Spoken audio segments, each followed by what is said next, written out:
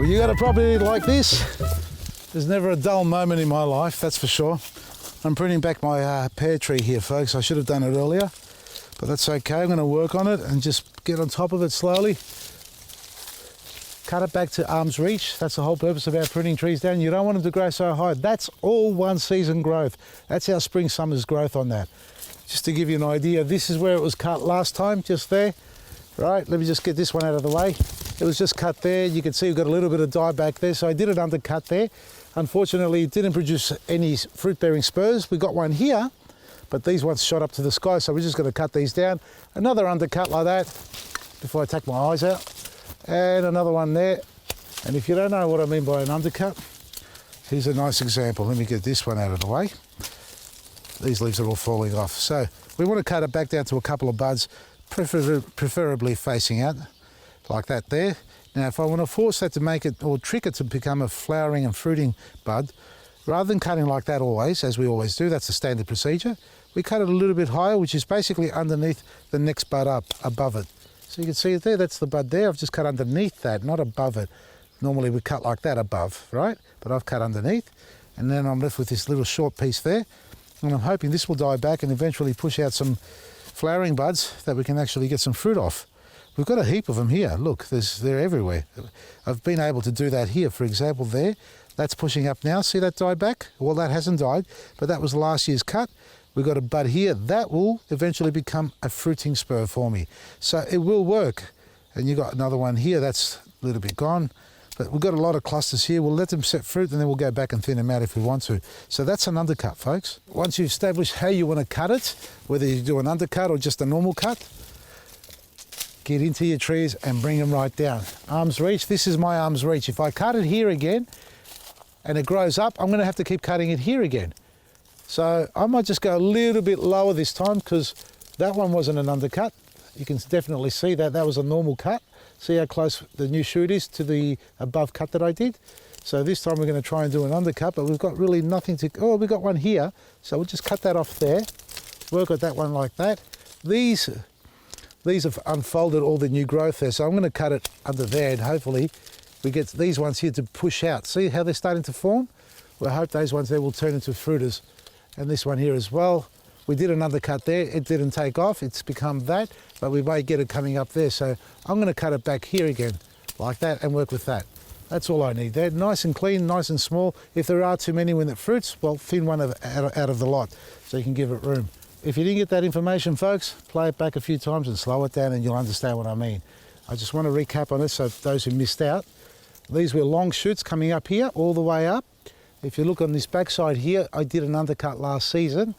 That's died back, but it hasn't caused it to flower on this side. It's caused it to grow.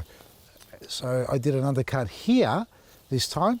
Hopefully these little buds, I can't even see now. That's not a bud, is it? Is that a bud? No, it's not a bud. I haven't got my glasses on. That's a shoot. Oh, there you go. So that's not a bud. That is a bud, I think.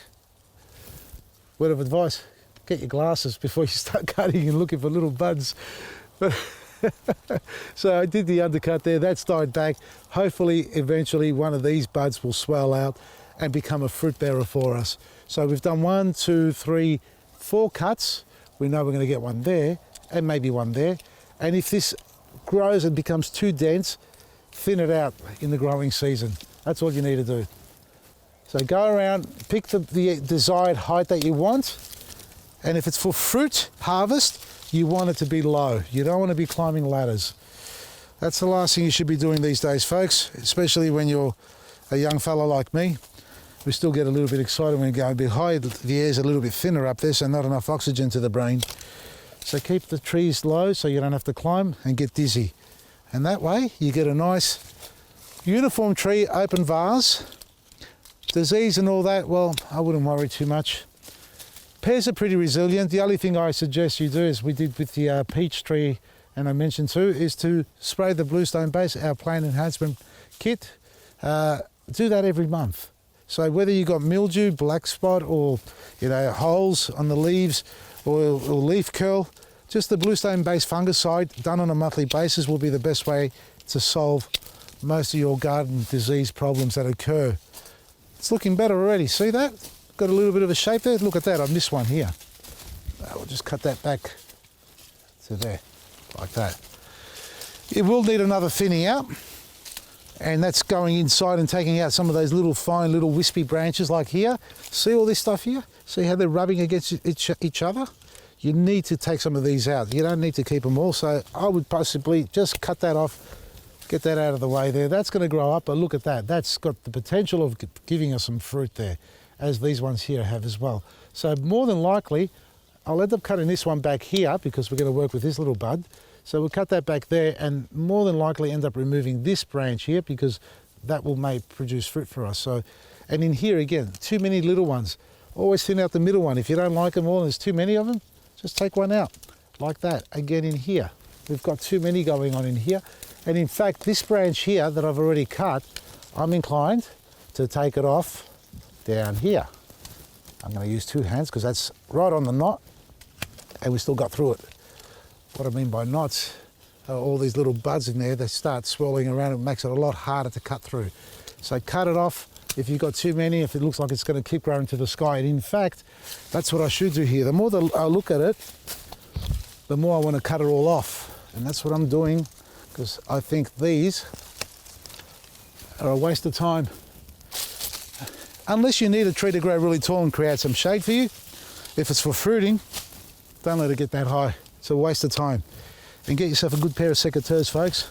Lower number ones are what I use on these sort of branches. And there are other shapes and sizes of secateurs to suit everybody's needs. Check out our website. I'm going to continue doing this. Meanwhile, you can go to the website, check out what's going on there. We've got vasilisgarden.com. Our autumn coupon code word is going to expire at the end of the month. That's 15% off when you apply the coupon code word autumn. And redeem your reward points because we are migrating to a new website, folks. So for those who didn't understand me or a little bit confused thinking, where am I going? I'm not going anywhere. We're upgrading our website to a new platform, a new website platform, a lot more functionality, parts to it, I suppose, a lot easier for the viewers and for people to surf on it and research on it, I suppose. So a better experience overall. But when we do go there, your points that you have accumulated on this current website will not migrate over, unfortunately. So we've given you plenty of time. It's been over a month, almost 2 months now that I've been mentioning this. So get on that now. vasilisgarden.com, take advantage of it. Otherwise, forever hold your peace. From me, Vasili, Marisi.